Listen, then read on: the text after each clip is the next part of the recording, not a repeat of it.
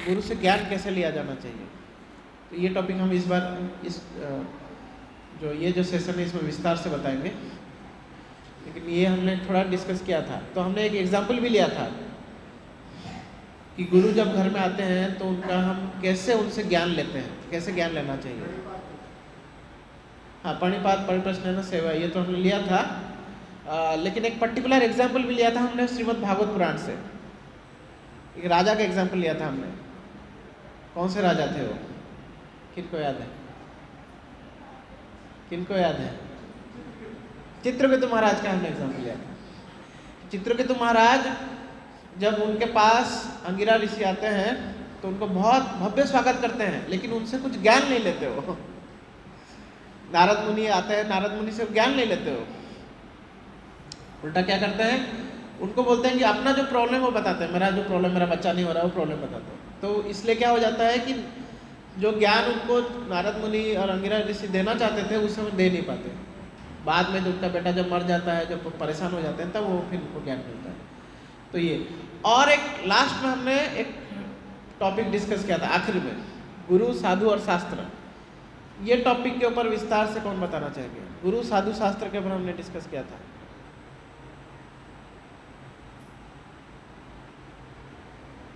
माता जी की तरफ से कौन लोग लास्ट क्लास नहीं आए थे? सब लोग आए थे तो अच्छा, माता जी दोनों लास्ट फर्स्ट टाइम आए, ठीक है। तो आप दोनों को माफ है। बाकी लोग प्रभु जी की तरफ से 2-3 प्रभु जी लोग पहली बार आए हैं, बाकी लोग तो आते ही हैं। तो याद नहीं है, गुरु साधु शास्त्र बहुत इंपॉर्टेंट टॉपिक है, हमने इसके ऊपर भी चर्चा की थी। क्या चर्चा किया था? क्या चर्चा किया था इसके ऊपर? गुरु साधु शास्त्र आप लोगों को याद नहीं? गुरु साधु शास्त्र लास्ट में डिस्कस किया था ना हमने।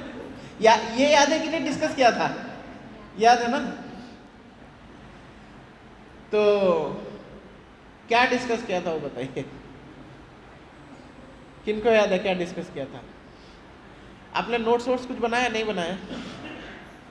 तो देख के बताइए एटलीस्ट। ये नहीं बताया। हमने ये डिस्कस किया था कि सही गुरु कौन है, हमको शास्त्र बताता है और साधु बताते हैं। साधु और शास्त्र दोनों बोलते हैं कि ये गुरु है। और शास्त्र को कैसे जीवन में अपनाना है ये कौन बताता है? गुरु और साधु बताते हैं। और गुरु और शास्त्र जो है वो हमेशा प्रेजेंट नहीं रहते, तो साधु लोग हमको जीवन सिखाना, जीवन में कैसे जीना है ये सिखाते हैं एग्जाम्पल्स के साथ, अपने एग्जाम्पल्स देके, अपने आचरण से साधु लोग सिखाते हैं। तो ये पॉइंट हमने डिस्कस किया था। इसमें हमने एग्जाम्पल भी लिया था। तो हमने किसका एग्जाम्पल लिया था याद है? किसने अपने गुरु को रिजेक्ट किया था? बलि महाराज ने शुक्राचार्य को रिजेक्ट किया था, क्योंकि शुक्राचार्य जो है वो बोल रहे थे कि तुम विष्णु है, विष्णु को जो है कुछ अर्पण मत करो। तो बलि महाराज ने तब अपने गुरु को रिजेक्ट किया था, क्योंकि वो शास्त्र के विरुद्ध बात कर रहे थे। शास्त्र बोलता है कि जो भगवान को सब कुछ अर्पण करना चाहिए, फुल सरेंडर भगवान को करना चाहिए। भगवत गीता ही बताता है हमको, महामेकम शरणम प्रजा, भगवान कृष्ण बता रहे हैं। तो इस ठीक शास्त्र के उल्टा बोल रहे थे, तो उन्होंने गुरु को रिजेक्ट किया। हम शास्त्र अगर हमको पता नहीं होगा, हमारे साधु का संग नहीं होगा, तो हम गुरु को पहचान नहीं पाएंगे और गलत गुरु के संग में चले जाएंगे। तो ये पॉइंट्स हमने डिस्कस किया था। तो आज का टॉपिक है, अब गुरु अगर हमको अच्छा मिल गया, लेकिन अगर शिष्य गड़बड़ है तो भी कुछ फायदा नहीं है। शिष्य भी जो है वो भी उतना, शिष्य के भी गुण हमको मालूम होना चाहिए, क्योंकि दुनिया में गुरु सब बनना चाहते हैं। हमारा नेचर है ना, हम सबको कुछ बोलना चाहते हैं। अगर कोई कुछ भी अगर इवेंट करना है तो सब लोग बोलते हैं कि ये ऐसा करना चाहिए, ऐसा करना चाहिए। कोई सुनना नहीं चाहता, ये हमारा नेचर है। लेकिन अभी हमको क्या बनना है? शिष्य बनना है। तो शिष्य बनना है तो शिष्य के गुण होना चाहिए ना। तो आज हम लोग कैसे शिष्य के क्या गुण होना चाहिए इसके ऊपर हम लोग चर्चा करेंगे। तो आज हम लोग ज़्यादा लंबा क्लास नहीं लेंगे, शॉर्ट क्लास लेंगे, क्योंकि मेरा जब बाकी है। और एक मैं पॉइंट थोड़ा बोलना चाहता हूँ, ये टॉपिक से बाहर का बात है। तो आज सुबह हमारे मंदिर में एक वानप्रस्थ भक्त रहते थे, आप लोग उनको देखे भी होंगे। हमारे जो रिसेप्शन एरिया है आश्रम का, वहाँ पे वो बैठते थे। सुधामृत प्रभु, सुंदर पुजारी उनका नाम, ये नाम था। तो प्रभु जी ने सुबह में आज शरीर छोड़ दिया। तो बहुत ही प्रभु जी का एक चीज़ बहुत अच्छा क्वालिटी था कि प्रभु जी जो है, जो उनको सेवा, जो एज हो गया था उनको 75 ईयर्स के थे, तो उनको एक पर्टिकुलर सेवा था कि फूल भगवान के लेके आना। तो मैं देखता था कि बारिश भी हो जाए ना, तो प्रभु जी जाके भगवान के लिए फूल तोड़ के लाते थे। एक रेनकोट पहनते थे और वो घास फूस में से सांप भी रहता था उस समय में।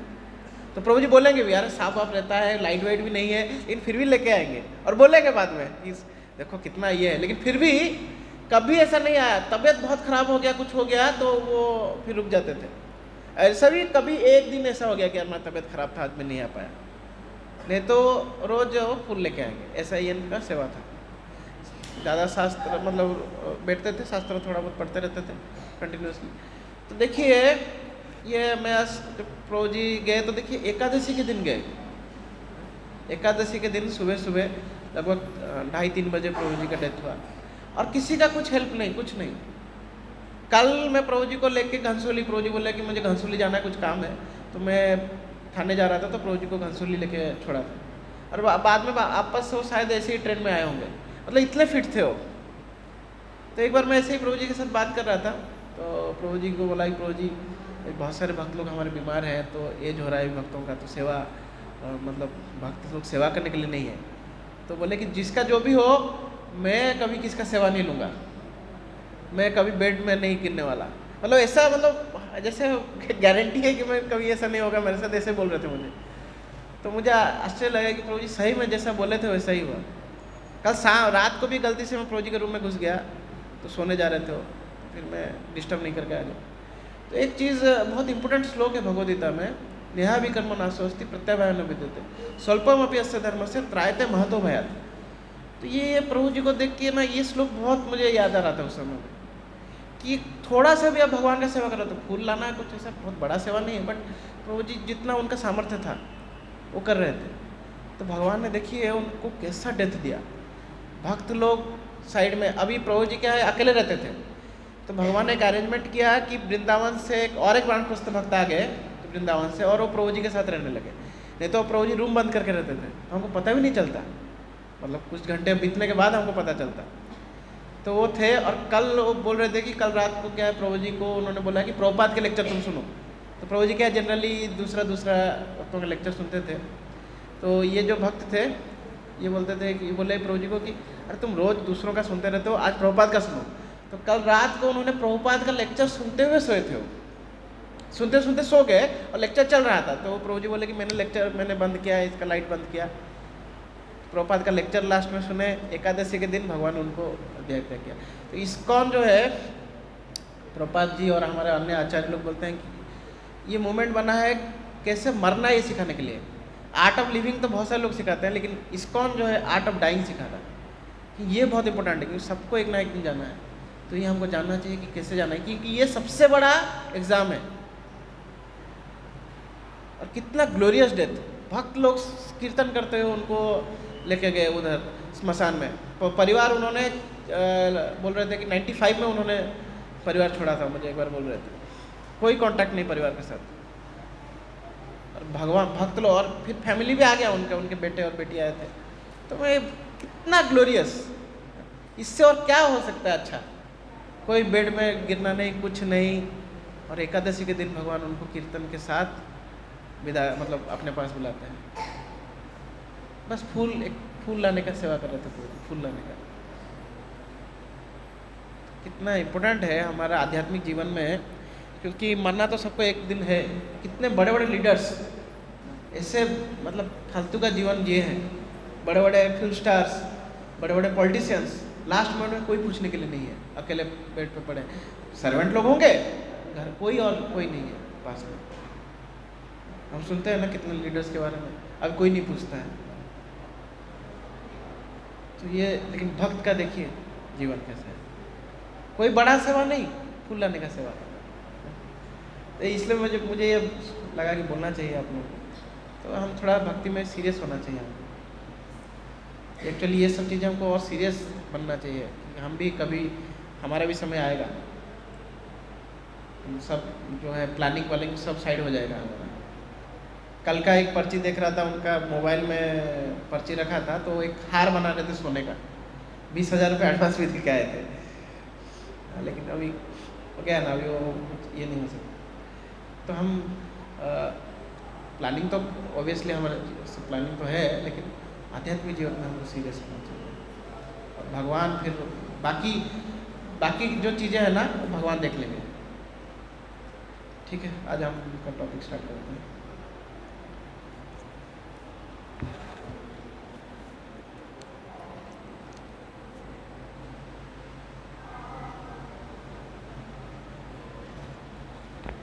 ये वाला शायद काम नहीं कर रहा है प्रदीप, छोटा वाला वो काम कर रहा था ना कल।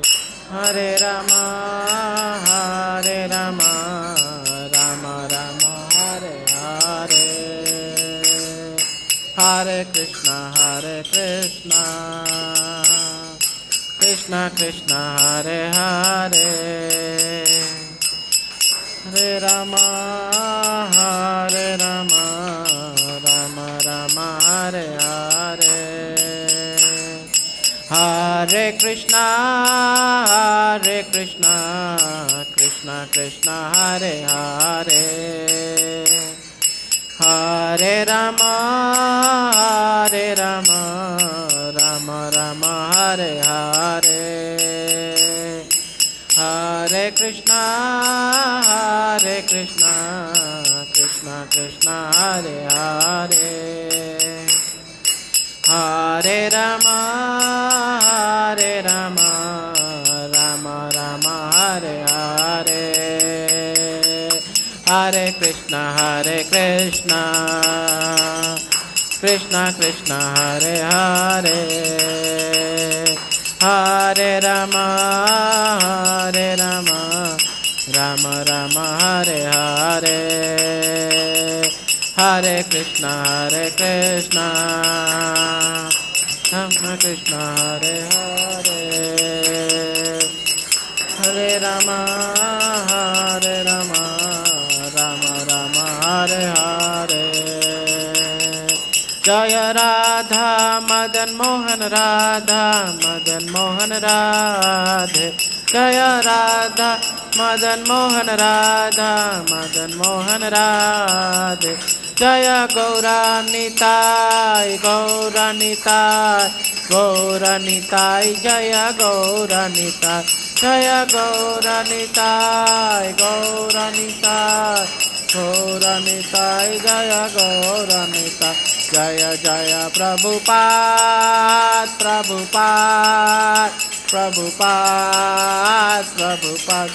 जय प्रभुपाद निताय गौर हरि बोल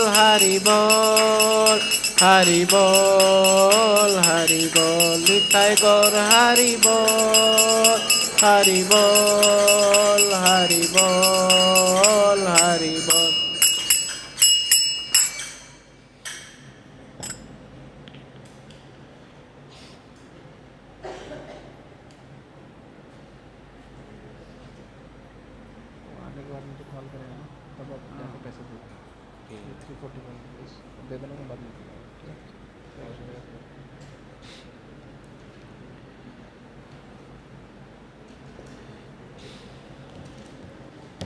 हरे कृष्णा।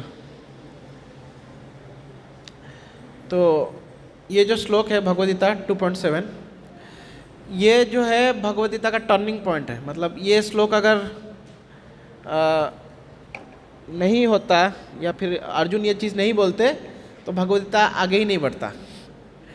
तो यहाँ पे जो है अर्जुन कृष्ण को क्या बोल रहे हैं, कार्पण्य 275 स्वभाव पृच्छामि त्वं धर्म सम्मूढ़ चेता ये श्रेय है सानिश्चितम रुहितान में शिष्यस्ते हम साधिमाम त्वं प्रपन्नम। ये बलराम स्क्रिप्ट में है इसलिए ये ऐसा दिख रहा है। तो आप 2.7 भगवद्गीता का नेट में ढूंढ के इसको याद रख सकते हैं। इस श्लोक को ये याद रखने वाला श्लोक है, बहुत इंपॉर्टेंट श्लोक है ये। तो इस श्लोक में जो है अर्जुन जो है कृष्ण को क्या बोल रहे हैं कि मेरे लिए श्रेयकर क्या है। श्रेयकर मतलब लॉन्ग टर्म मेरे लिए अच्छा क्या है मेरे लिए, तो ये मुझे बताइए।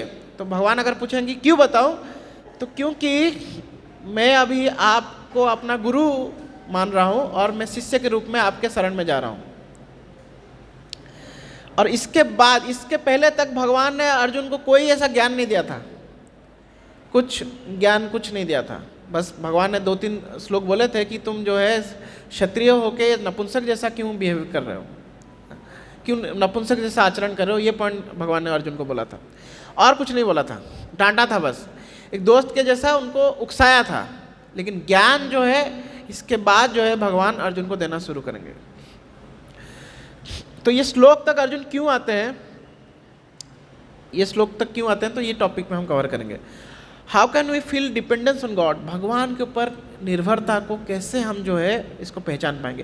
क्योंकि अगर हम भगवान के ऊपर निर्भरता को नहीं पहचानेंगे या एक्सेप्ट नहीं करेंगे कि हम भगवान के ऊपर निर्भर हैं, तो हम ना गुरु के तलाश में जाएंगे ना भगवान के शरण में जाएंगे। क्योंकि कोई पॉइंट ही नहीं बनता है ना, फिर भगवान के शरण में जाने का ही कोई पॉइंट नहीं है तो गुरु को क्यों खोजेंगे।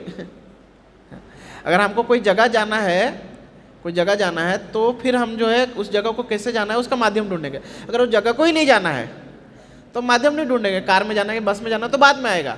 पहले तो हमको वो जगह जाना है बोल के हमको वो तय करना है। तो अभी हमारा पॉइंट है कि भगवान के ऊपर डिपेंडेंस हमको फील करना चाहिए। वो क्यों फील करना चाहिए उसके ऊपर हम चर्चा करेंगे। तो देखिए, कुंती महारानी भागवत में एक बहुत सुंदर श्लोक बोलती है।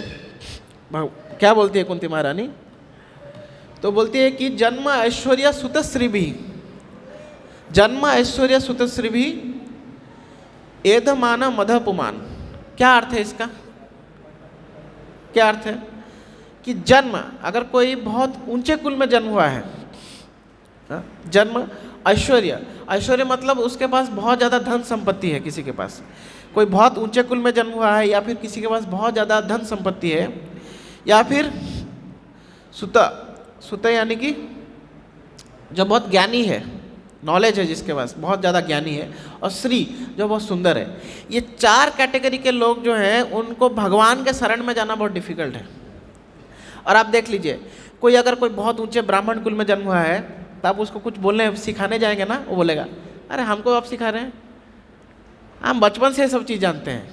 अरे बचपन से हम लोग के घर में गीता पाठ होता है, ऐसा बोलेंगे। आप लोग देखे होंगे, आप अगर गीता वितरण किए होंगे ना तो ऐसे लोग मिले होंगे आपको, अरे बचपन से हमारे घर में गीता है। तो उनको सिखाना बहुत मुश्किल है। अगर कोई ऐसा त्रिवेदी चतुर्वेदी परिवार से है तो बहुत मुश्किल है।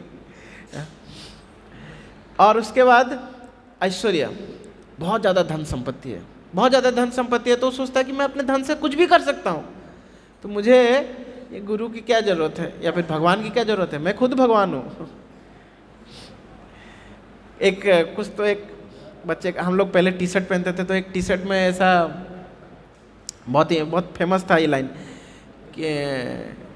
कि एक लड़का लिखता है कि I felt why God created me till I realize that I am God.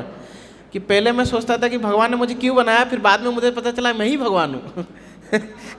College days में ऐसा लिखते हैं बहुत सारे, मैंने भी बहुत सारे मेरे दोस्त लोग भी पहनते थे और ऐसा कोट लिखते थे पहले, वो जो फेसबुक में ऐसे लिखते थे। तो ऐसा सोच रहता है कि मैं ही भगवान हूँ।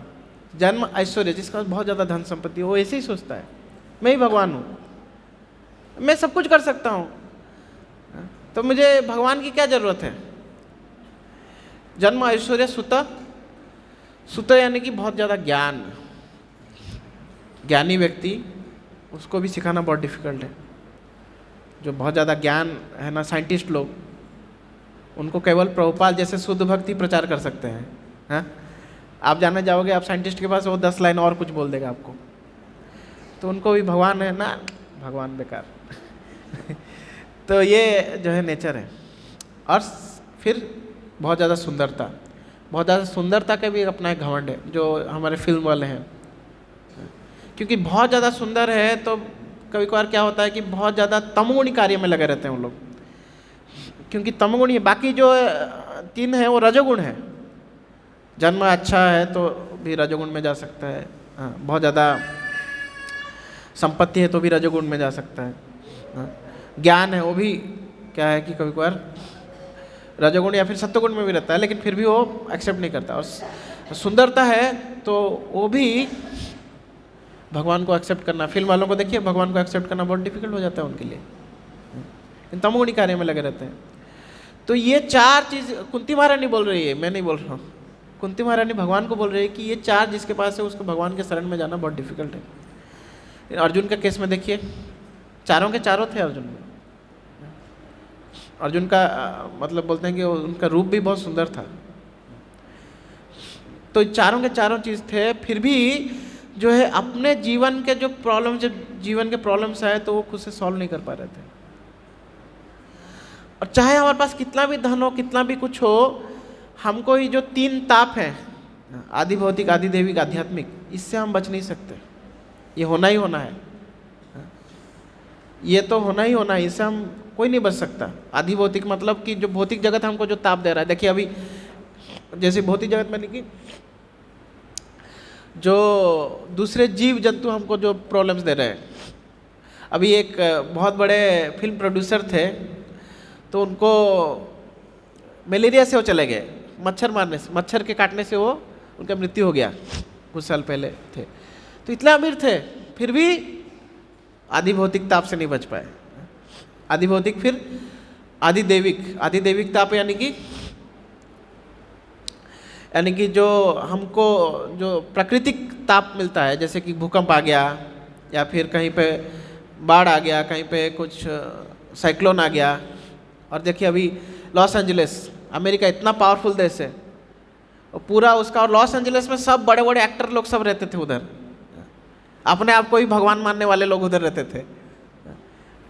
एक मुझे एक शेयर किया था इंस्टाग्राम का, कुछ एक ये, हाँ, हॉलीवुड का। तो उसमें वो लोग बात कर रहे थे कि सबसे ज़्यादा कंट्रोल किसके पास है।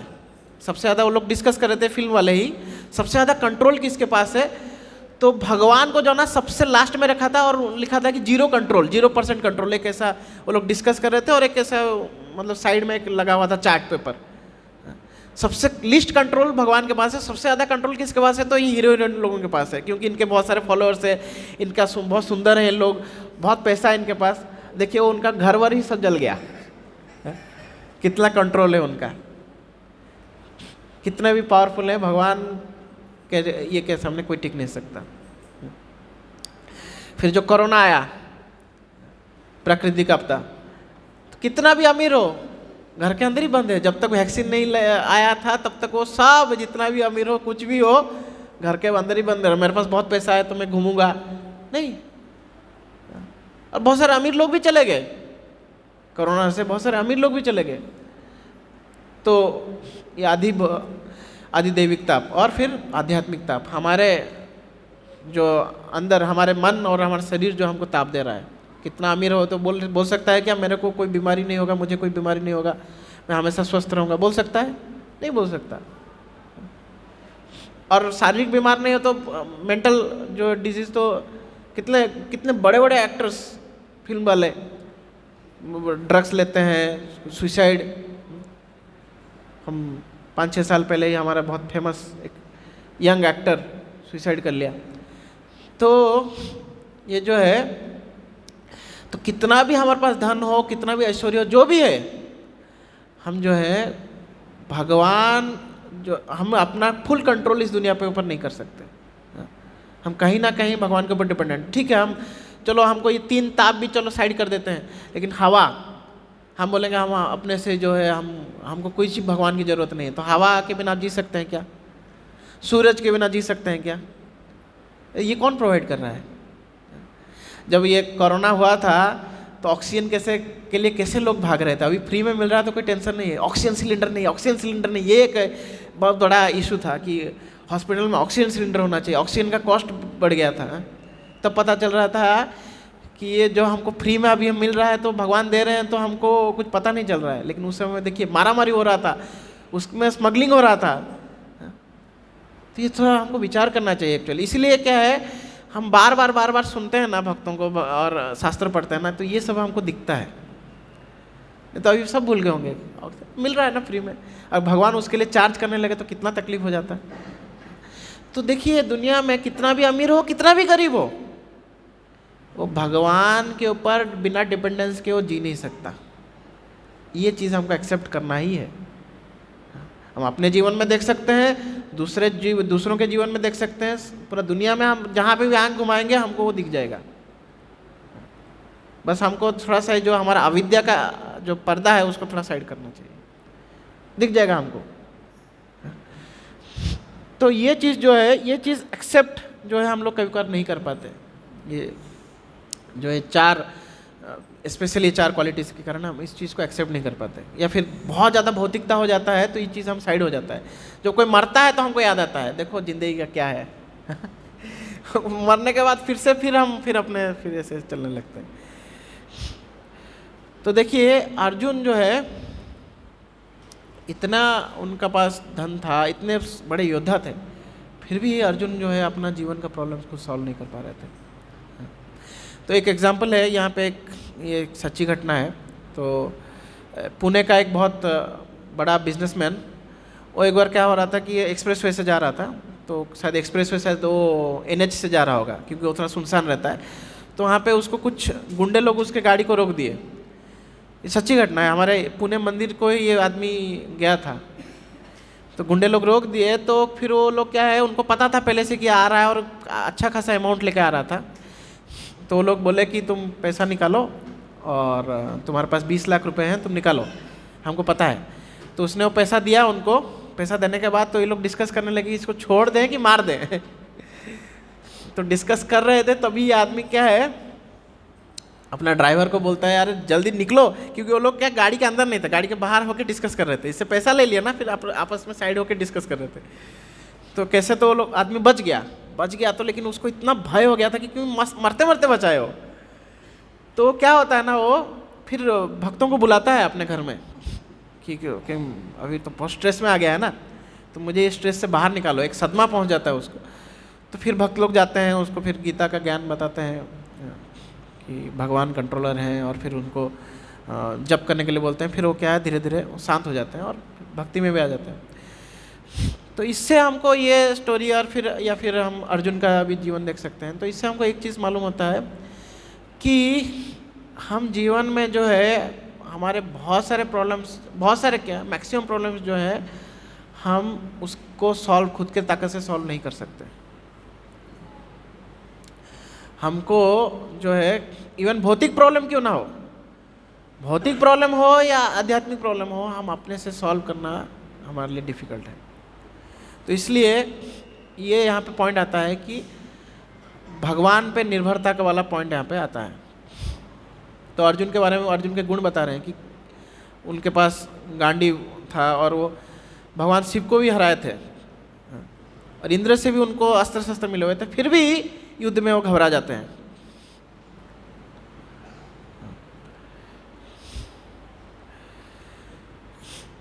तो फिर क्या अर्जुन करते हैं, वही चीज़ को हमको भी सीखना चाहिए कि अर्जुन क्या करते हैं जब सब परेशान हो जाते हैं सब तरफ से कि मुझे क्या करना है, मैं समझ में नहीं आ रहा है, मुझे युद्ध करना है कि युद्ध नहीं करना है। क्योंकि युद्ध वो देख रहे थे कि अगर मैं युद्ध भी करता हूँ तो मेरे रिश्तेदार हैं, इनको मारना पड़ेगा, तो मैं जीत के भी हार गया, और युद्ध नहीं कर रहा हूँ तो इसी हार गया।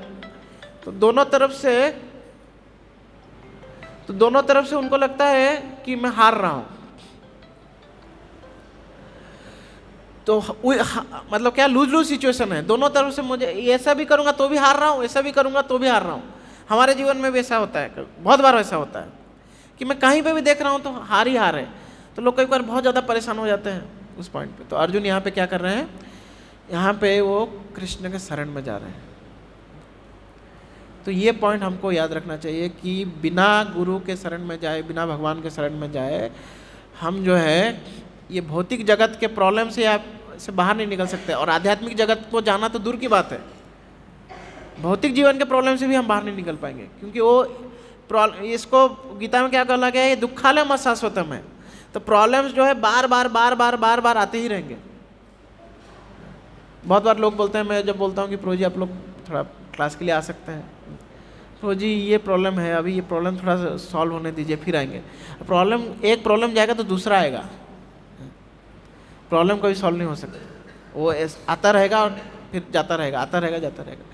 तो उस समय हम क्या करना है कि गुरु और कृष्ण के शरण में जाना। ये पॉइंट यहाँ पे जो है अर्जुन जो है अपने, भगवान जो है अपने भक्त के माध्यम से हमको सिखा रहे हैं कि जब तक अर्जुन, देखिए भगवान उधर ही है उनके पास में, हाँ, उधर ही उनके पास में है और भगवान ही उनके गुरु हैं, तो पास में है फिर भी अर्जुन परेशान है। लेकिन एक बार जब गीता का ज्ञान ले लेते हैं अर्जुन, तो क्या हो जाता है, तो कॉन्फिडेंस के साथ अर्जुन क्या बोलते हैं, बहुत सुंदर श्लोक बोलते हैं अर्जुन, नष्ट मोह स्मृतिर्लब्ध्वा, कि मेरा जो मोह है वो नष्ट हो गया, मुझे स्मृति आ गया, स्थितोऽस्मि गतो संदेह, कि मैं अभी फिक्स्ड अप हो गया हूँ और मेरा संदेह भी दूर हो गया है, करिष्ये वचनं च, अब ने जो बोला है मैं उसको करूँगा।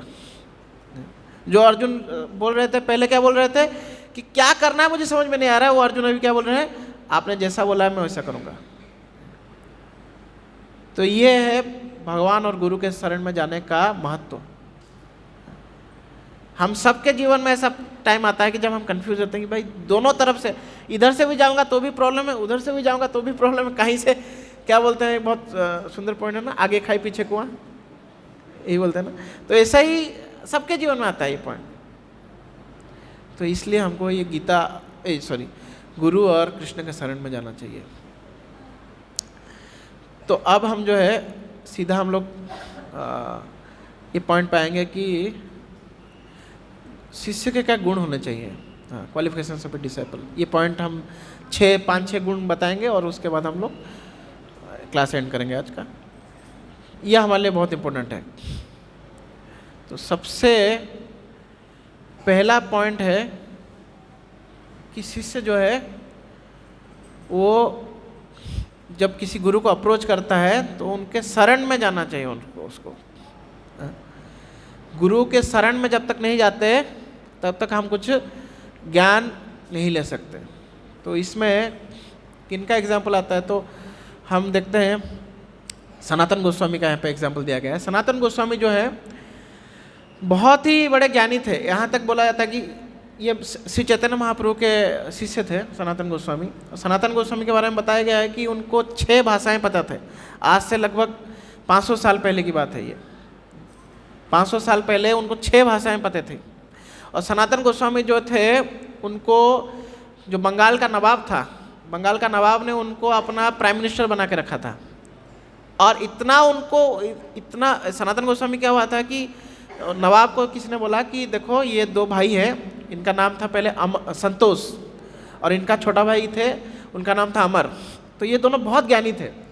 तो नवाब को किसने बोला कि देखो ये आप अगर इन दोनों को अपने पास ले लेते हो ना, तो आप देखो आपका जो राज्य का विस्तार बहुत जल्दी हो जाएगा और आप जो है, आप मतलब धन संपत्ति जो है आपका बहुत ज़्यादा बढ़ जाएगा। क्योंकि इस मतलब अभी भारत भूमि में अगर सबसे ज्ञानी कोई है तो ये दोनों भाई हैं।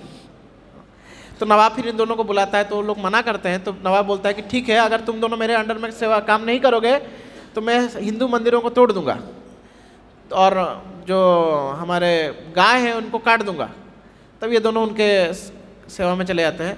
और नवाब इनसे इतना खुश हो जाता है, इतना खुश हो जाता है कि उनको भाई करके पुकारता है, बोलता है तुम दोनों मेरे भाई हो। इतना तक उनको वो जो है नवाब उनको पसंद करता है। बाद में ये दोनों कैसे कैसे तो भाग के नवाब के चंगुल से भाग के निकल जाते हैं और श्री चैतन्य महाप्रभु के शरण में जाते हैं। तो सनातन गोस्वामी जब श्री चैतन्य महाप्रभु से जब मिलते हैं, मतलब नवाब से भागने के बाद जब मिलते हैं, तो वो बहुत सुंदर चीज़ बोलते हैं कि मैं कौन हूँ, के आमी। और फिर बोलते हैं केनो आमार जारा चापत्र है, कि मैं ये 3 ताप से क्यों तड़प रहा हूँ, ये मुझे सीखना है। मैं कौन हूँ और मैं इस जगत में क्यों हूँ और मैं 3 ताप से क्यों तड़प रहा हूँ। वास्तव में ये क्वेश्चन हम सबको होना चाहिए। जब तक ये क्वेश्चन नहीं आता है ना हमारे अंदर, हम जो है आध्यात्मिक जीवन में आगे नहीं बढ़ सकते। 3 ताप में हम क्यों फंसे हुए हैं और हम इस जगत में क्या कर रहे हैं, हम कौन हैं, ये क्वेश्चन आना चाहिए। ये क्वेश्चन आएगा तभी हम सीरियस होंगे। हमको ये महसूस होना चाहिए कि हम 3 ताप से फंसे हुए हैं। कभी कभार क्या होता है कि हम इतने तमोगुण में चले जाते हैं कि 3 ताप हमको जितना भी कष्ट है हम पड़े हुए हैं। बहुत सारे आप मुंबई तरफ जा रहे होंगे तो देखेंगे ये जो सबवे होता है, सबवे में भी लोग रह रहे हैं, पता नहीं कैसे रह रहे हैं। देखें आप लोग, एकदम नाला के किनारे घर बना के, एकदम झोपड़पट्टी कैसा तो बना के कैसे कैसे तो रह रहे हैं, देखे है ना। तो एक्सट्रीम मतलब उस कंडीशन में भी लोग एडजस्ट कर रहे हैं। तो हम भी अगर ऐसा कंडीशन में एडजस्ट करते रहेंगे ना, तो कभी हम जो है आध्यात्मिक जीवन में नहीं आएंगे। एडजस्ट कर लिया ना भाई, हो गया, एक हाथ कट गया, एक दूसरा हाथ है ना खाने को नहीं मिल रहा है, ठीक है, कुछ तो कल तो मिल जाएगा, आज नहीं मिल रहा है। लोग ऐसा तमोगुण हो गया, ऐसा तमोगुण हो गया है कि देखिए, एक मुझे कोई बोल रहा था कि एक गरीब आदमी था, उसके 14-15 बच्चे थे तो क्या हुआ गया कि एक साइक्लोन आया था, तो साइक्लोन में वो लोग मर गए, मतलब जो एक बाढ़ आया था तो लोग मर गए, उसके 3-4 ही बच्चे, बाकी सब मर गए। तो वो बोल रहा था अच्छा हुआ, मैं तो इनको चला नहीं पा रहा था, अच्छा हुआ मर गए ये लोग। तो हम लोग क्या है, जीवन से एडजस्ट करते करते करते करते ऐसे ही चले जाते हैं। तो ये 3 ताप से हम तड़प रहे हैं, और हम इस जगत में क्या कर रहे हैं, हम क्यों तड़प रहे हैं, ये क्वेश्चन नहीं आएगा ना, हम आध्यात्मिक जगत में नहीं आ पाएंगे, आध्यात्मिक जीवन में नहीं आ पाएंगे। तो ये बहुत इम्पोर्टेंट है, और यही क्वेश्चन जो है चैतन्य महाप्रभु को पूछते हैं, कौन? सनातन गोस्वामी। तो हमको भगवान यानी कि जब गुरु के शरण में जाते हैं, तो हमको पहले गुरु के शरण में जाना चाहिए। जब तक शरण में नहीं जाते हैं तब तक हम कुछ ज्ञान नहीं लेंगे। अर्जुन क्या बोल रहे हैं? शिष्यस्तेहम साधिमम त्वं प्रपन्नम, कि मैं आपका शिष्यत्व स्वीकार कर रहा हूँ, आप मुझे ज्ञान दीजिए। जब तक अर्जुन शिष्यत्व दोष समझ रहे थे तो कृष्ण उनको कोई ज्ञान नहीं दे रहे थे। जब शिष्य बने तभी, जब आप किसी को गुरु मानते हो, गुरु के शरण में जाते हो, तभी गुरु आपको ज्ञान दे सकता है, नहीं तो इक्वल होगा तो कैसे ज्ञान देगा? एग्जाम्पल के लिए, एक बार क्या होता है ना, एक आदमी एक साधु के पास जाता है, बोलता है कि आप मेरे गुरु बनिए। साधु बोलता है ठीक है, आप अभी मेरे शरण में आए तो ठीक है, मैं आपको कुछ ज्ञान देने का प्रयास करूंगा। तो वो क्या है, उनको शास्त्र लेके कुछ ज्ञान देने का प्रयास करते हैं। तो शिष्य जो आया था व्यक्ति, साधु को बोलता है देखिए ऐसा नहीं है, आप एक्चुअली गलत समझ रहे हैं, ये शास्त्र में ऐसा लिखा है, आप जो बोल रहे हैं ना वो गलत है। और जितना वो गुरु बोल रहा था, वो शिष्य जो है उतना ही उसको तर्क दे रहा था। तो ये समझ जाता है कि ये जो है सरेंडर नहीं है। तो क्या करता है ना वो गुरु, एक ग्लास लाता है, पूरा पानी पूरा भरा हुआ था। तो बोलता है कि ये ग्लास में जो है आप मुझे दूध चाहिए, शिष्य को बोलता है। तो शिष्य बोलता है कि इस ग्लास में दूध कैसे ले सकते हैं, इसमें तो पानी भरा हुआ है, दूध डालेंगे तो दूध निकल जाएगा बाहर। तो गुरु बोलता है वैसे ही तुम जो है, तुमको सिखाना बहुत मुश्किल है, क्योंकि ऑलरेडी तुम जो है भरे हुए हो तो तुम नहीं सीख पाओगे। एक और एक भी एग्जाम्पल आता है कि ये बहुत बार हम लोग देते हैं। 2 लड़के ना एक व्यक्ति के पास मृदंग सीखने के लिए जाते हैं, मृदंग टीचर के पास ना मृदंग सीखने के लिए जाते हैं। तो एक लड़का को, दोनों को पूछता है कितना कितना जानते हो। तो एक लड़का बोलता है ना मैंने आधा सीख लिया है। तो पूछता है कैसे सीखा? मैंने अपना यूट्यूब से देख के सीख लिया। और दूसरा को पूछता है कि तुम कितना सीखे हो? तो दूसरा बोलता है कि मैंने कुछ नहीं सीखा, आप जैसा सिखाएंगे हम सीखेंगे। तो जो पहला था, जो यूट्यूब से देख के सीखा था, उसको गुरु बोलता है कि ठीक है तुम 200 रुपया देना। और जो दूसरा है उसको बोलता है कि तुम्हारे लिए 100 रुपया है। तो चौंक जाता है, बोलता है अरे मैंने आधा सीख लिया ना, मुझसे ज़्यादा क्यों ले रहे हैं, उससे ज़्यादा लेना चाहिए ना। तो टीचर जो है, मृदंग टीचर, बोलता है तुमने जो आधा सीखा है उसको इरेज करने के लिए, तुमको जो गलत तुमने सीखा है उसको हटाने के लिए मुझे एक्स्ट्रा एनर्जी देना पड़ेगा तुम्हारे ऊपर, इसलिए तुमसे मैंने एक्स्ट्रा चार्ज लिया। तो इसलिए गुरु के पास जब हम जाते हैं तो ऐसा हम कैसा जाना चाहिए, दीन की तरह जाना चाहिए। तो पहले ज़माने में दांत में तिनका लेके जाते थे कि हम तिनके की तरह हैं, आपको कुछ नहीं पता, हम आपके शरण में जा रहे हैं। एक बार हमको आ गया कि हम टीचर से ज़्यादा जानते हैं ना, हम फिर कभी नहीं सीख पाएंगे। इनके लिए और एक भी हाँ, अब दूसरा जो गुण है इंक्विजिटिवनेस, यानी जिज्ञासा होना चाहिए। अगर जिज्ञासा नहीं है तो सीखेगा कैसे? गुरु हृदय, शिष्य का हृदय तो नहीं पता। तो जिज्ञासा होना चाहिए कि कैसे हम आध्यात्मिक जीवन में आगे बढ़ें। तो वो जिज्ञासा होना चाहिए और वो गुरु को पूछना चाहिए। हमारे आध्यात्मिक जीवन में कुछ प्रॉब्लम आ रहा है, हम अपना भक्ति में प्रैक्टिस करने में कुछ प्रॉब्लम आ रहा है, तो गुरु के पास जाके उनको बताना चाहिए। हमारे लिए अभी हम इस्कॉन सिनेरियो में प्रैक्टिकलिटी क्या है कि हमको किसके पास जाना चाहिए? तो हमको काउंसलर से जाके एटलीस्ट ये चर्चा करना चाहिए बीच बीच में। तो काउंसलर से जाके, काउंसलर मीटिंग होता है हमारे पुणे में होता है, इधर तो नहीं होता है, तो जाके पूछना, बोलना चाहिए। कभी कभार मतलब क्या होता है कि हमारे बहुत ज़्यादा गैप हो जाता है आध्यात्मिक जीवन में, और कभी कभार भक्त लोग ऐसे ही गायब हो जाते हैं अचानक से। तो अचानक से गायब नहीं हुआ है, उसका बहुत ज़्यादा लैक हो गया है, जिसको वो किसी को बोला नहीं है। बहुत ज़्यादा उसके प्रॉब्लम्स आ गए हैं जिसको उसने कभी शेयर नहीं किया है अपने जो भी काउंसलर है, जो भी शिक्षा गुरु, जिसके साथ भी शेयर नहीं किया है। और एक एक धीरे धीरे क्या होकर अंदर से खा के जब बाद में क्या होता है, भक्ति से ही गायब हो जाता है। और हमको लगता है कि अचानक से गायब हो गया, अच्छा खासा भक्ति कर रहा था, सब बाह्य दृष्टि से दिखता है कि बहुत बढ़िया जप कर रहा है, सब कुछ कर रहा है, अचानक से गायब हुआ है। आप लोग जो बहुत पुराने भक्त हैं, आप लोगों को पता होगा, बहुत सारे लोग ऐसे आते हैं अचानक से पता नहीं चलता। तो ये जो है, ये इंक्विजिटिवनेस में ये चीज़ आता है, गुह्यम अख्याति पृच्छाति, कि हमको मतलब सवाल जवाब करना चाहिए, बहुत ज़रूरी है। अगर हमको कोई मतलब रुकावट आ रहा है भक्ति में, तो स्पेशली अभी तो हमारे लिए गुरु मतलब अभी काउंसलर गुरु नहीं है, लेकिन गुरु का रिप्रेजेंटेटिव है। तो अगर काउंसलर सॉल्व नहीं कर पा रहा है तो हो सकता है हम फिर उसके सीनियर के पास जाना चाहिए, लेकिन हमको बीच बीच में ये पूछना चाहिए।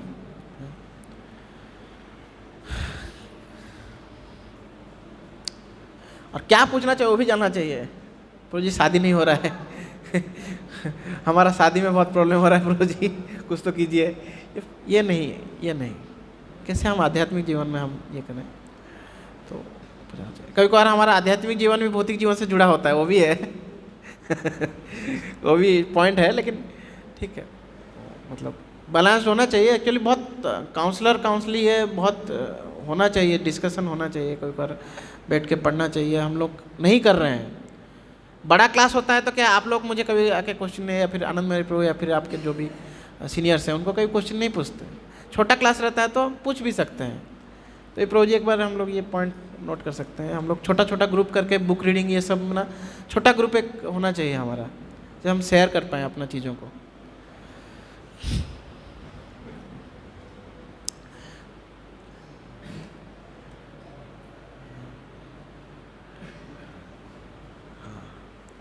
और फिर एक बार हम शरण में गए, क्वेश्चन आंसर किए, तो फिर खाली क्वेश्चन आंसर करने से भी क्या होता है ना, वो जब तक हम सेवा नहीं कर रहे हैं, तो वो क्या है, वो सिर्फ मन के स्तर पर जाता है, हृदय में नहीं आता है। हमने गुरु को कुछ पूछ लिया, गुरु ने कुछ बताया, हमने उसको सुना, लेकिन वो क्या है, हमारे हृदय में नहीं आता है। हम उसको प्रैक्टिकल लाइफ में क्या है, उसको ले नहीं पाते हैं। तो उसको लेने के लिए क्या है, हमको सेवा करना चाहिए, सबमिसिव सर्विस, सेवा करना बहुत ज़रूरी है।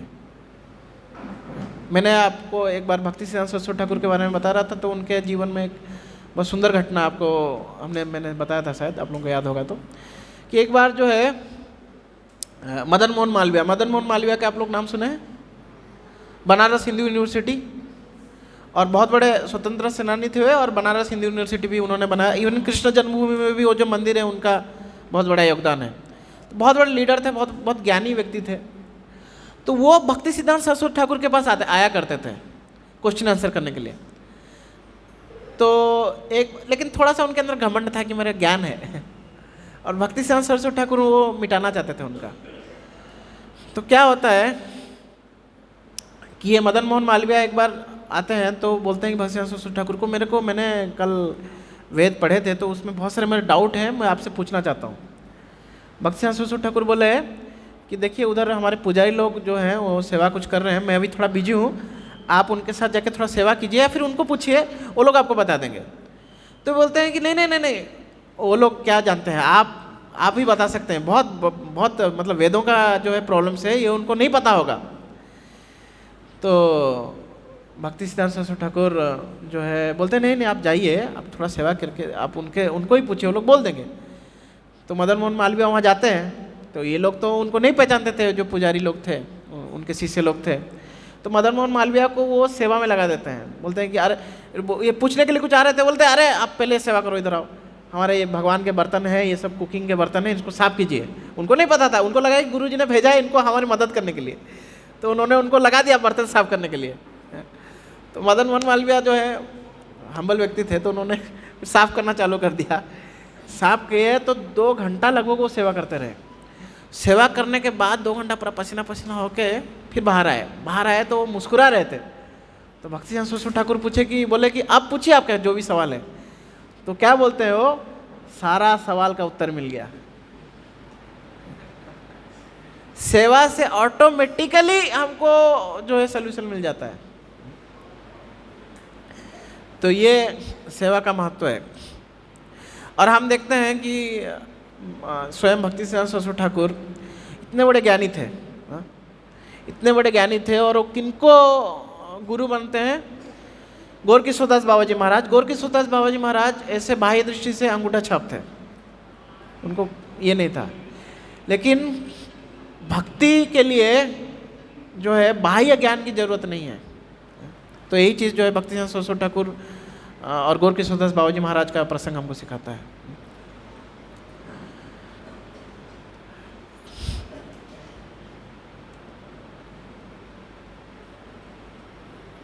हाँ, और एक शिष्य का जो क्वालिटी जो होना चाहिए या फिर हम हमारे अंदर नहीं है तो हमको डेवलप करना चाहिए, वो है भगवान के प्रति भक्ति। ये बहुत इम्पोर्टेंट क्वालिटी जो है हमको डेवलप करना चाहिए।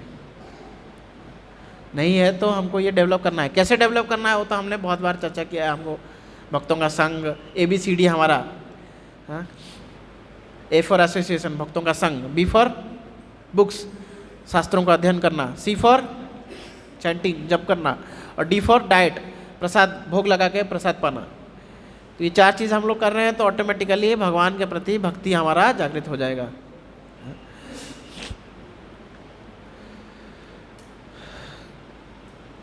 और 5वां पॉइंट है गुरु के वाक्य पे संदेह न करना, गुरु के वाक्य पे पूर्ण श्रद्धा होना। ये भी बहुत इंपॉर्टेंट है, बहुत इंपॉर्टेंट है। जब चैतन्य महाप्रभु ने बोला कि पृथ्वी ते आछे जते नगर अधिग्राम सर्वत्र प्रचार होवे मोर नाम, चैतन्य महाप्रभु बोले कि जितना पृथ्वी में जितना नगर ग्राम है ना, सर्व तरफ भगवान का नाम का, कृष्ण नाम का प्रचार होगा। तो पहले लोग सोचते थे कि पृथ्वी ते आछे जो बोल रहे हैं ना, ये पूरा पृथ्वी के लिए नहीं बोल रहे हैं, भारत के लिए बोल रहे हैं। कुछ लोग तो बोले कि बंगाल के लिए ही केवल बोले थे, बंगाल से बाहर के लिए भी नहीं बोला था उन्होंने, चैतन्य महाप्रभु ने। तो लेकिन फिर भी अब देखिए भक्ति सिंह सुसु ठाकुर उन्होंने कैसा किया। उन्होंने बोला था, महाप्रभु ने बोला है तो जरूर ऐसा होगा कि पूरा पृथ्वी में भगवान का नाम का गुणगान होगा। उसके लिए उन्होंने क्या किया, उन्होंने अपने शिष्यों को, कुछ शिष्यों को भेजा। पहले 3 शिष्यों को भेजा था उन्होंने, सन्यासियों को, कि तुम जाओ, और लंदन भेजा था, क्योंकि उस समय लंदन जो था मतलब आज से लगभग 100 साल पहले लंदन सबसे मतलब जो स्पिरिचुअल हब हुआ करता था। सारे जो स्पिरिचुअल हब बोल रहा हूँ, जितना सारा शक्ति का केंद्र लंदन था, क्योंकि लंदन से ही पूरा दुनिया कब्जा करके रखा था ना ब्रिटिशर ने। पूरा दुनिया को उन्होंने कब्जा करके रखा था, और ब्रिटिश का कैपिटल, ब्रिटेन का कैपिटल क्या था, लंदन था। तो लंदन में ही सब शक्ति समाहित थी। तो बोल रहे थे वो, उन्होंने भक्ति सिंह सुसु ठाकुर ने सोचा कि मैं जाके अगर लंदन में भगवान का नाम का प्रचार हो जाएगा तो पूरा दुनिया में स्प्रेड हो जाएगा। राजा अगर भक्त बन जाता है तो सब लोग भक्त बन जाएंगे।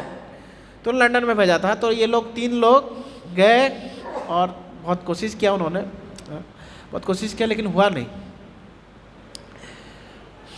नहीं तो वापस आ गए। तो उन्होंने क्या बोला भक्ति सिंह सुसु ठाकुर को कि गुरुदेव, उनको प्रचार नहीं किया जा सकता, असंभव है। अब जो महाप्रभु का वाणी है ना, ये शायद सिर्फ बंगाल के लिए है, बंगाल गया फिर आपने पूरा भारत में फैलाया तो सिर्फ भारत के लिए होगा, ये जो बात है असंभव है। जबकि भक्ति सिंह सुसु ठाकुर उनको आदेश दिए थे कि तुम जाके प्रचार करो। तो गुरु के बात पे उनको उतना श्रद्धा नहीं था। वो लोग भी बहुत महान व्यक्ति है, लेकिन फिर भी पूर्ण श्रद्धा नहीं था गुरु के बात पे, पूर्ण श्रद्धा नहीं था कि सही पूरा जो है प्रचार हो सकता है। उसके बाद कौन गए, किनको भक्ति सिंह सुसु ठाकुर ने आदेश दिया, किनको दिया था, प्रभुपाद को दिया था। 1922 में जब प्रभुपाद पहली बार मिलते हैं तो प्रभुपाद को उन्होंने बोला था कि तुम विश्व भर में भगवान का नाम का प्रचार करो। और प्रभुपाद को अपने गुरु के वाक्य पे पूर्ण भरोसा था।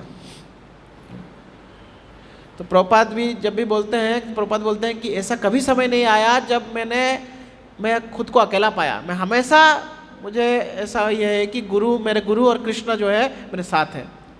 मैं खुद को कभी अकेला नहीं मानता हूँ। और ये शिष्य का ये सबसे इम्पोर्टेंट चीज़ है। जो भी आप लोग दीक्षा ले हुए हैं या फिर दीक्षा लेने वाले हैं, आप लोगों को ये बात बहुत इम्पोर्टेंट है आपके लिए कि गुरु ने जो बोल दिया वो सत्य है, उसमें डाउट नहीं होना चाहिए। परम पूज्य गोपाल कृष्ण गोस्वामी महाराज जब इस मंदिर के लिए एक उन्होंने भाषण दिया था, तो वहाँ पे बोला था गुरु महाराज ने कि देखो ये मंदिर बन जाएगा तो लाखों लोग आएंगे। तो मुझे लगा कि गुरु महाराज शायद संकेत में बोल रहे हैं कि हाँ बहुत सारे लोग आएंगे। तो देखिए लेकिन सही में लाखों लोग आ रहे हैं, सही में लाखों लोग आ रहे हैं इधर। पहले जो हम लोग का जो छोटा मंदिर था उसमें कितने लोग आते थे। सैटरडे संडे छोड़ दिया जाए, संडे को छोड़ दिया जाए, सैटरडे को भी थोड़ा बहुत भीड़ था रहता था, बाकी दिन आप ऐसा हम लोग क्लास में ऐसा क्लास देते थे तो एक भी आदमी नहीं बैठा रहता था। एक बार पट बंद हो गया, लोग गायब हो जाते थे। अब कितना भीड़ है देखिए मंदिर में। तो गुरु हम कभी कभार हमको दिखता नहीं है कि गुरु जो बोल रहे हैं अरे ऐसे कैसे हो सकता है। तो हमको पूर्ण श्रद्धा होना चाहिए। एक्चुअली जब तक श्रद्धा नहीं है उनके वाक्यों पे ना, हमको दीक्षा नहीं लेना चाहिए। दीक्षा ले रहे हैं मतलब हमको पूर्ण श्रद्धा है तभी हम दीक्षा ले रहे हैं, नहीं तो हम गुरु के प्रति अपराध कर देंगे। तीसरा अपराध जो है, जो हरिनाम के प्रति तीसरा अपराध क्या है, गुरु के बात को ना मानना। तो ये बहुत इम्पोर्टेंट है कि गुरु के बात को पूर्ण भरोसा होना। इसमें 3-4 कहानी भी बताया गया है, लेकिन अभी हमारे पास शायद समय नहीं है। कितना टाइम है? हाँ तो समय अभी हो गया हम लोग तो हम ये मैं शेयर कर दूंगा आप लोगों के साथ। स्पेशली हम महाभारत से इनका कहानी सुनते हैं हम। धौम्य ऋषि और उनके 3 शिष्य थे, आरुणि, उपमन्यु और वेद। तो इन तीनों का कहानी बहुत सुंदर कहानी है एक्चुअली। आप लोग महाभारत में पहला ही जो पर्व है आदि पर्व, उसमें ही आता है ये कहानी। तो धौम्य ऋषि के जो 3 शिष्य थे, तो आरुणि जो था, एक बार क्या होता है, धौम्य ऋषि इनको बोलते हैं कि एक बार क्या होता है, बहुत ज़्यादा बारिश हो जाता है तो पानी बहने लगता है। तो धौम्य ऋषि बोलते हैं आरुणि को तुम जाओ और ये पानी जो है हमारे खेतों में घुस रहा है, हमारी फसल बर्बाद कर रहा है, तो पानी को रोको। तो आरुणि जाते हैं, पानी को रोकने का प्रयास करते हैं, लेकिन होता नहीं उनसे, क्योंकि पानी का बहाव हो जाता था। तो वो सो जाते हैं, खुद को ही समर्पित कर देते हैं कि मैं गिर जाता हूँ, शायद मेरे को टकरा के पानी रुक जाए। तो गुरु ने बोला है तो उसको फॉलो करना ही करना है। ये कितना बड़ा एग्जाम्पल है, अपने आप को ही समर्पित कर दिया। अभी पानी उनके ऊपर जाएगा तो हो सके मर जाएंगे, लेकिन वो उन्होंने नहीं सोचा। फिर आरुणि के बाद उपमन्यु के बारे में, वेद के बारे में आता है। वेद भी जैसा धौम्य ऋषि बोलते थे वैसा ही करते थे। धौम्य ऋषि जब तक उनको प्रसाद के लिए बोलते नहीं थे तब तक वो प्रसाद पाने के लिए नहीं आते थे। और उपमन्यु के बारे में बताते थे, उपमन्यु बहुत मोटे थे। तो धौम्य ऋषि एक बार उनको पूछते हैं कि उपमन्यु तुम इतने मोटे कैसे हो? तो बोलते हैं गुरु जी मैं भिक्षा मांगने जाता हूँ और जो मिलता है उसको खा लेता हूँ। तो गुरु बोलते हैं अरे भिक्षा गुरु के लिए मांग रहे हो, खुद के लिए नहीं, खुद कैसे खा रहे हो? तो बोलते हैं ठीक है। तो फिर भी कुछ दिन बाद गुरु देखते हैं कि ऐसे ही मोटा ताजा है, तो बोलते हैं कि फिर भी अभी भी तुम मोटे हो। तो बोलते हैं कि पहले मैं आपके लिए भिक्षा मांगने जाता हूँ, फिर बाद में अपने लिए भिक्षा मांगने जाता हूँ। तो गुरु बोलते हैं उनको, धौम्य ऋषि, कि अरे जब भी तुम भिक्षा मांगते हो तो सब कुछ मेरे लिए, मतलब गुरु को ही अर्पण करना चाहिए, खुद नहीं रखना चाहिए। तो बोलते हैं ठीक है। अब फिर भी मोटे रहते हैं, हाँ ये सब मतलब फिर भिक्षा मांगते हैं तो जो भी भिक्षा मांगते हैं दे देते हैं गुरु को, फिर भी मोटे रहते हैं। तो फिर उनको पूछते हैं धौम्य ऋषि अरे फिर भी मोटे हो? तो बोलते हैं कि जो गाय जो दूध देती है ना वो मैं पी लेता हूँ।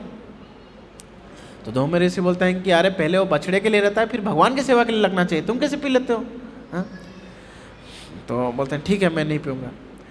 तो फिर भी देखते हैं धौम्य ऋषि की, फिर भी उसका मोटापा कम नहीं हुआ।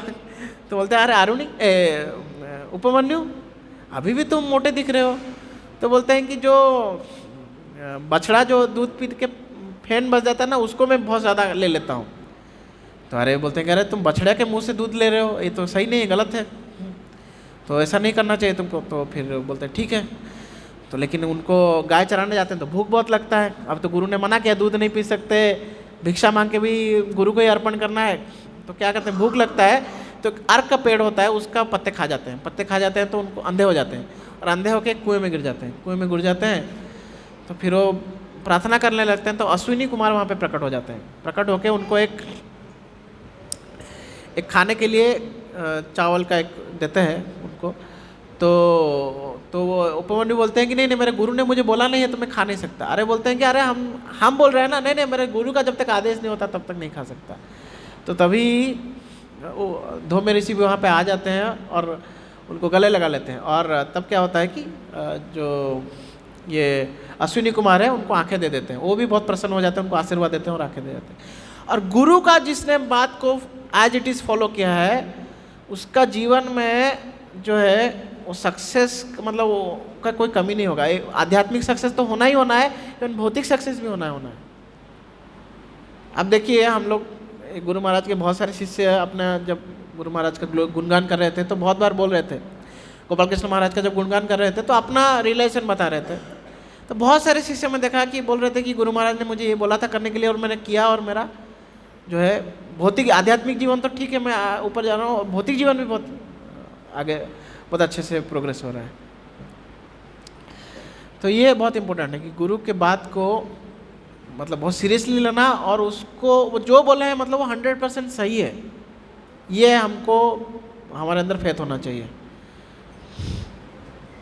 आखिरी जो है कि हम ट्रूथफुल होने चाहिए, प्लीज डबल स्टैंडर्ड वाला व्यक्ति नहीं होना चाहिए। तो इसके पीछे हम चैतन्य चरितामृत में बहुत सुंदर घटना देखते हैं। चैतन्य महाप्रभु अपने पार्षदों से हमको सिखाते हैं। तो चैतन्य महाप्रभु के एक पार्षद थे जिनका नाम था छोटा हरिदास। छोटा हरिदास जो थे एक सन्यासी थे, और महाप्रभु के लिए वो कुकिंग करते थे, खाना बनाते थे महाप्रभु के लिए और महाप्रभु को खिलाते थे। महाप्रभु को उनके हाथ का खाना बहुत पसंद था और गाना भी गाते थे, वो कीर्तनिया थे, और महाप्रभु जो खाते थे तो ये कीर्तन करते थे। तो चैतन्य महाप्रभु लगभग रोजाना जाते थे, लगभग रोजाना, मतलब ऐसा जाते रहते थे उनके घर में उनके हाथ का प्रसाद पाने के लिए। तो एक दिन होता है कि ये चैतन्य महाप्रभु को बोलते हैं कि आप आइए मेरे प्रसाद लीजिए। तो महाप्रभु आएंगे तो ऐसा तो कुछ अच्छा बना के खिलाएंगे। तो वो क्या करते हैं, ये छोटा हरिदास जो है, इनके घर में अच्छा क्वालिटी का चावल नहीं था इनके पास। तो ये जाते हैं एक दूसरे और एक भक्त थे उनके घर में, और उनसे ये जो है चावल मांगते हैं। वो उनके माताजी से मांगते हैं। तो माताजी से मांगते हैं, तो ये सन्यासी था, तो ये माताजी से जाके अकेले में मांगना ये वर्जित था। तो जब मांगते हैं तो थोड़ा सा काम वासना उनके अंदर आ जाता है। काम वासना आ जाता है तो ये आते हैं, फिर चावल बना के खिलाते हैं चैतन्य महाप्रभु। चैतन्य महाप्रभु को चावल खिलाने जाते हैं तो चैतन्य महाप्रभु पहला क्वेश्चन पूछते हैं कि तुमने कहाँ से लाया चावल, क्योंकि महाप्रभु तो भगवान है, वो तो सबके हृदय में है। तो मांगते हैं तो ये बोलते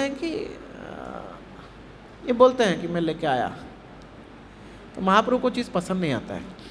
तुम सन्यासी होके कैसे गए? तुमने जो है एक डबल स्टैंडर्ड दिखाया इधर। सन्यासी होके तुम माता के पास कैसे गए? तुम किसी और के थ्रू भी ला सकते थे या कुछ कर सकते थे, तुम क्यों गए? मतलब तुम्हारे अंदर भोग करने का प्रवृत्ति है। अभी देखिए महाप्रभु के जो महाप्रभु जो स्टैंडर्ड सेट किए हैं वो बहुत आइडियल स्टैंडर्ड है। हमसे वो स्टैंडर्ड नहीं हो पाते, लेकिन हमको वो आइडियल स्टैंडर्ड सीखना चाहिए उससे। तो महाप्रभु ने बोला कि महाप्रभु वहाँ से उठ जाते हैं, बोलते हैं कि आइंदा से मैं इसका चेहरा नहीं देखना चाहता हरिदास का। तो बहुत रोने लगते हैं, गिड़गिड़ाने लगते हैं। महाप्रभु वहाँ से निकल जाते हैं और बोलते हैं कि मेरे पास भी ना आ पाए। तो अपने जो दूसरे पार्षद लोग हैं बोलते हैं कि ये मेरे पास नहीं आना चाहिए। तो दूसरे भक्त लोग जो है वो लोग भी जो है महाप्रभु को बहुत समझाने लगते हैं, और हरिदास जो है फिर उपवास करते हैं। बोलते हैं कि जब तक महाप्रभु मुझे एक्सेप्ट नहीं करते तब तक मैं नहीं खाऊंगा। उपवास करते हैं। ऐसे उपवास करते हुए 3 दिन हो जाता है तो वो फिर भी नहीं आते, फिर भी महाप्रभु नहीं आते। तो ये लोग भक्त लोग जाते हैं, महाप्रभु माफ़ कर दीजिए ना उसको, क्या छोटा सा गलती किया उसने। महाप्रभु मना कर देते हैं, बोलते हैं कि नहीं, बोलते हैं या तो वो रहेगा या तो मैं रहूँगा, तुम लोग डिसाइड कर लो। तो फिर वो लोग भक्त लोग क्या चुप हो जाते हैं। तो फिर हरिदास बाद में जाके सुइसाइड कर लेते हैं, प्रयाग में जाके कूद जाते हैं। और फिर बाद में वो जब मतलब ये शरीर त्याग कर देते हैं, फिर वो पुरी में आ जाते हैं, क्योंकि वो तो महाप्रभु के पार्षद थे। तो पुरी में आते हैं और आत्मा जो उनका वो आके पुरी में फिर गाने लगते हैं फिर से, और महाप्रभु फिर उनको एक्सेप्ट कर लेते हैं। लेकिन वही महाप्रभु श्री चैतन्य महाप्रभु, वही श्री चैतन्य महाप्रभु जब जगाई मधाई का बात आया, जगदानंद पंडित और ये माधवानंद पंडित, जगाई मधाई, ये लोग जो है ये लोग ब्राह्मण कुल में पैदा हुए थे, और जितना सारा हम लोग जो 4 नियम बोलते हैं ना, अवैध संग करना, मांसाहार करना, ये सब नहीं करना चाहिए, चारों के चारों नियम ये रोज़ तोड़ते थे। रोज़ जाके किसी संग करते थे वेश्या का, रोज़ जाके किसी की पिटाई कर देते थे, दारू पीते रहते थे और मांस खाते रहते थे। इनको भी महाप्रभु ने उद्धार कर दिया। जबकि यहाँ पे छोटा हरिदास देखिए छोटा सा गलती था, बस भोग करने का टेंडेंसी था, फिर भी माफ़ नहीं किया। क्यों? क्योंकि वो डबल स्टैंडर्ड दिखाए। अभी महाप्रभु जो स्टैंडर्ड दिखा रहे हैं बहुत हाई दिखा रहे हैं, लेकिन फिर भी हमको अपने जीवन में देखना है कि हम डबल स्टैंडर्ड नहीं होना चाहिए। अगर हमसे कुछ गलती हो रही है तो हमको तुरंत जाके अपने जो आध्यात्मिक ये है उनको बताना चाहिए कि मुझसे ये गलतियाँ बार बार हो रहे हैं, क्या करूँ मैं। नहीं बता रहे हैं हम, मतलब हम जो है डबल स्टैंडर्ड वाले हैं, फिर जो है भगवान माफ़ नहीं करते। हम गलत हैं, भगवान हमको अपने शरण में ले सकते हैं, लेकिन हम डुप्लीसियस कुटीनाटी दिखा रहे हैं तो ये बहुत गलत है। कुटीनाटी से हमको बचना चाहिए। अगर कुटीनाटी अगर हमको कुछ हमारे अंदर कुछ बुराइयां हैं, हमसे कुछ तकलीफ हो रहा है हमको भक्ति में, तो हमको जाके शेयर करना चाहिए, लेकिन गलती को बार बार नहीं दोहराना चाहिए। स्पेशली ये 4 नियम फॉलो करने में ना हम बहुत स्ट्रिक्ट होना चाहिए। आप लोग शायद 4 नियम के बारे में जानते होंगे, आप लोग जानते हैं ना? कौन नहीं जानते हैं 4 नियम क्या है? 4 नियम के बारे में कौन नहीं जानते हैं? सब जानते हैं ना? ठीक है, तो ये बहुत इम्पोर्टेंट चीज़ है। तो हमने सबसे पहले क्या देखा कि शिष्य क्या होना चाहिए? सबसे पहले तो भगवान के ऊपर हम पूर्ण निर्भरता है हमारी, हम चाहें या ना चाहें हम पूर्ण तरह से निर्भर हैं भगवान के ऊपर। हम उसको एक्सेप्ट करें या ना करें, तो एक्सेप्ट कर लेना ही अच्छा है। हम एक्सेप्ट करें ना करें निर्भर है, हम एक्सेप्ट कर लेना ज़्यादा अच्छा है। दूसरा फिर हमने क्या डिस्कशन किया कि शिष्य का गुण क्या होना चाहिए। तो सबसे पहला क्या गुण होना चाहिए कि विनम्र होकर गुरु के शरण में जाना चाहिए। हाँ? फिर दूसरा पॉइंट हमने क्या डिस्कशन किया, आप लोग बोलिए। दूसरा क्या क्वालिटी हमने डिस्कस किया? जिज्ञासु होना चाहिए, क्वेश्चन पूछना चाहिए। तीसरा सेवा करना चाहिए। चौथा